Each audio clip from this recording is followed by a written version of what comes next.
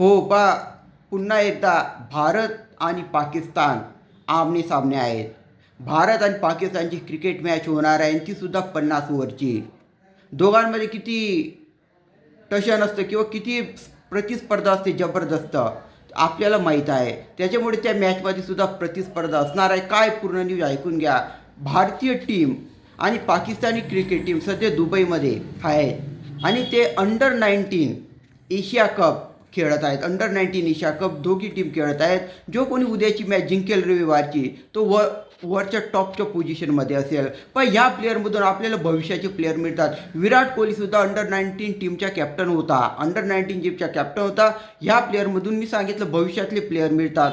आणि पुढच्या वर्षी अंडर 19 टीमच्या वर्ल्ड कप आहे. त्याच्यामुळे परफॉर्मन्स फार इम्पॉर्टंट आहे. एशिया कपमध्ये आपली टीम काय करते फार ते पाहणं महत्त्वाचे आहे. त्याच्यामुळे ह्या टीमला जास्तीत जास्त प्रोत्साहन द्या, जेणेकरून आपल्याला विराट कोहलीसारखेच प्लेयर भविष्यामध्ये आपल्या टीमसाठी मिळतील.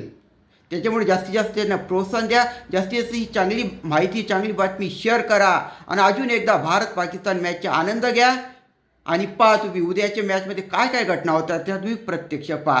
करा शेअर आणि तुम्हाला नवीन माहिती आवडली असेल तर सबस्क्राईब करा. धन्यवाद.